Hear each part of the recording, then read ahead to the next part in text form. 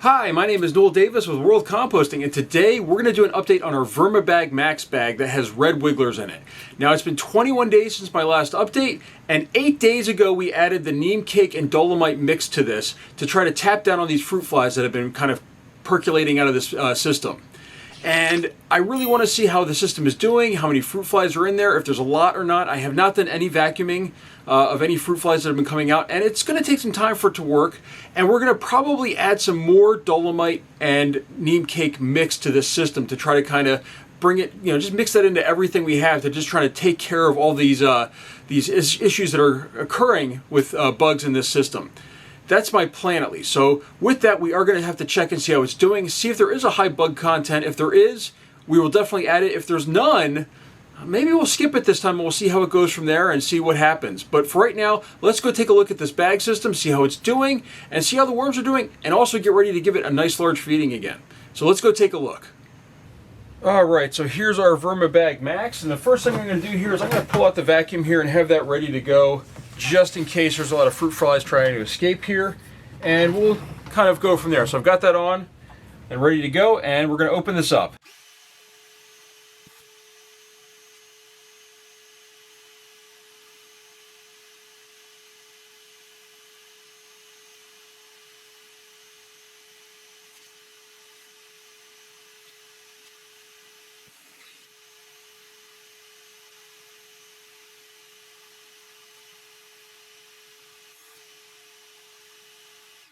Alright, I think I got the majority of them there. There was still quite a few. I probably vacuumed up, between 1 and 2 dozen of them. And there was a couple that got out as well. So first off, let's take a look at this right here. Looks like we have a buildup of potworms on there, on the surface there of the bag. I don't know if you guys, how well you guys can see that. The lights are a little bit low. Let me see, actually, let me rotate this light around. So maybe that'll make it a little better, better view for you. So there we go. You can see it looks like there's some potworms on there. So I don't know if that's from the Neem Cake or what it is, but first thing we're going to do here, I think, is we are going to definitely add some more of this mixture to the bag. I see a couple more fruit flies crawling up here. So let's get that ready and let's mix that up. Alright, so I had to grab my mask on. I've got an N95 and I've got my Dolomite dust here. So we're going to go ahead and pour some of this in here. And I have my mask on just to make sure, because there's going to be some stuff that goes into the air.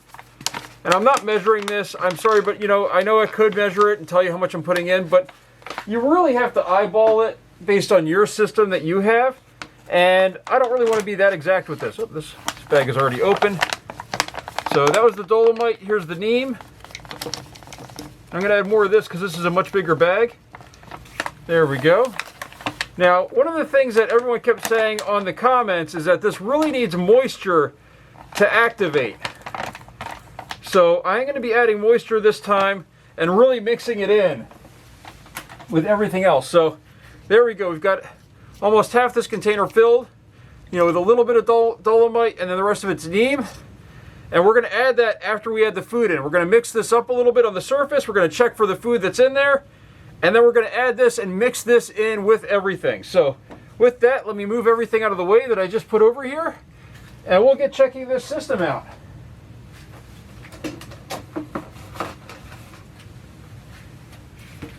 And I am going to take the mask off, but I am going to be putting it back on when we go to dump this mixture in. So just so you know. Alright, there we go. My mask is off. Let me grab my glove here. And actually, while I'm doing this, I'm going to move this container back here to the back so that way it's not in my way and I don't knock it over, which could very easily happen. So first thing first, as you can see here, this is some of the Dolomite and Neem Cake, I think, on the surface here. It's kind of dried out. So the edges of this bin are all drying out. This is because it's winter here. It's very dry in my house, and this is typically what happens is everything starts drying out. You can see though, look at this. First handful already has worms in it. So the system is doing well. And those look very healthy, those worms. So let's just dig in a little bit more on this side. Got, looks like this is a grape stem right here. So that's our first thing that we're finding in here. Those take a long time to break down. We've got a bone, more worms.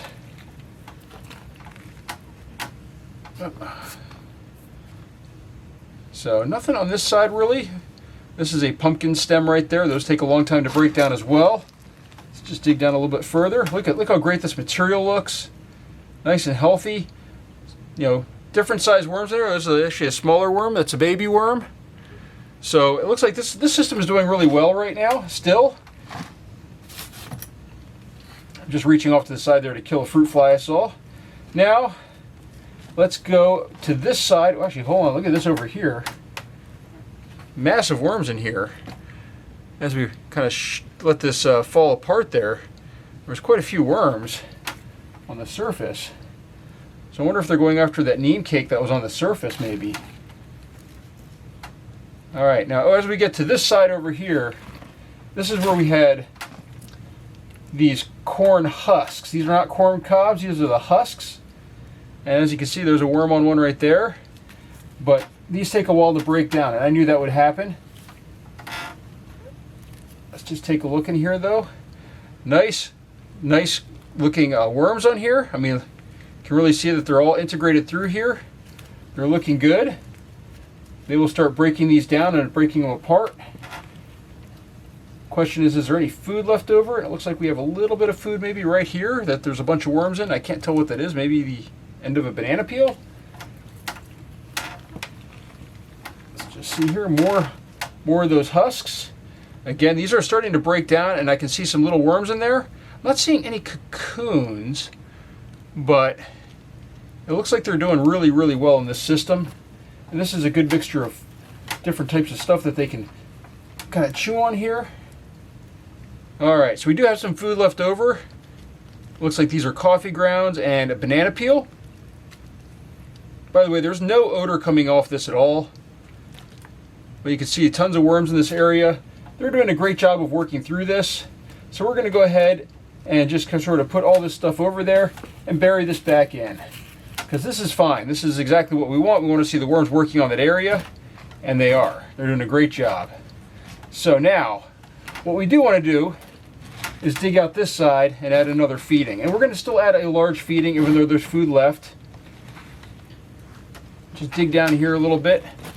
Make sure we've got some room. You can see there's everything down here at the bottom here.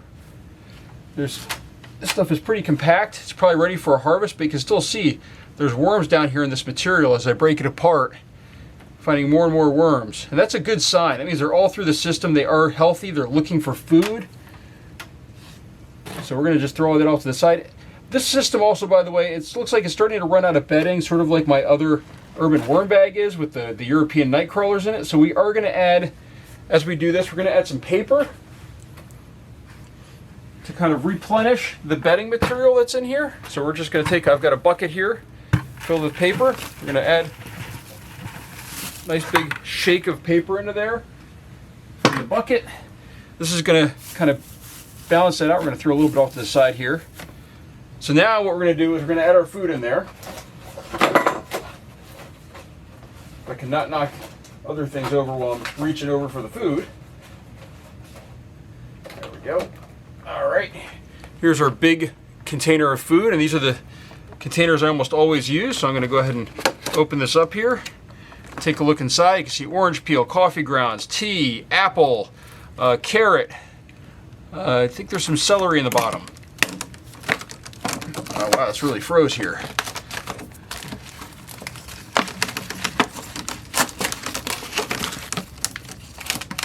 There we go.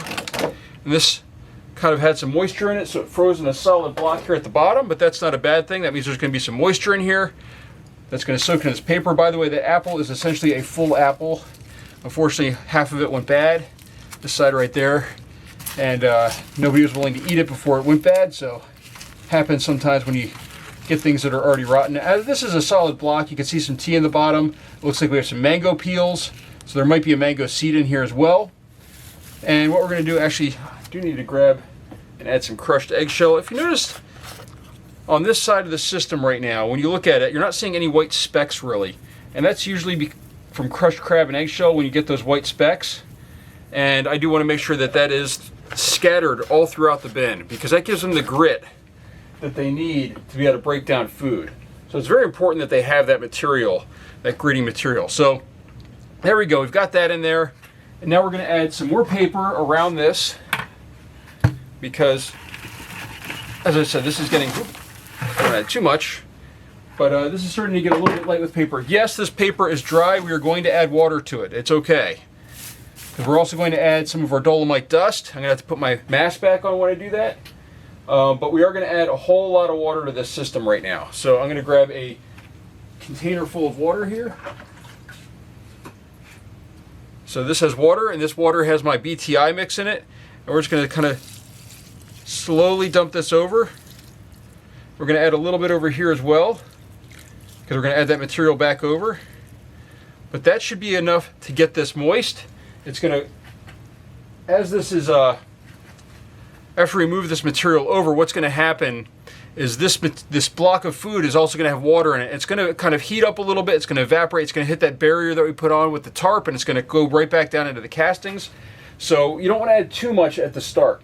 Now, what we're going to do though is I'm going to go ahead and put on my mask again, which is hard to do with the glove on, but that's what I'm doing.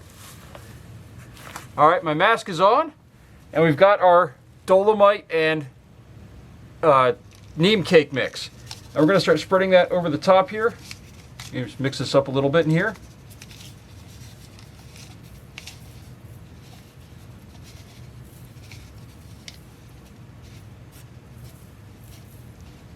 And we're adding quite a bit of this, especially the food area. All right, there we go. And now what we want to do, let me just see if I can break those couple chunks apart, is we want to really mix this in here. And we really want to kind of get this all settled in.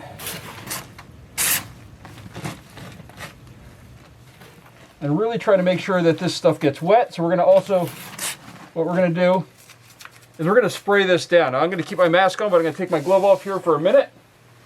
Grab my sprayer. And we're going to spray down this surface, and this is going to soak into that as well. So we can spray down the sides too, kind of make sure everything gets a nice coating of water. And this is going to soak into that neem cake and activate it, which is what everybody's saying should happen when you get it wet, and that you need to get it wet to really activate it. So we're just going to kind of saturate this top. This is why I didn't add a whole lot of water to that lower section. I didn't want to really saturate it down there. I wanted to make sure we get the neem cake in there and get everything nice and wet. By the way, while I'm spraying this, I'm also pumping to make sure that we kind of keep a nice consistent spray.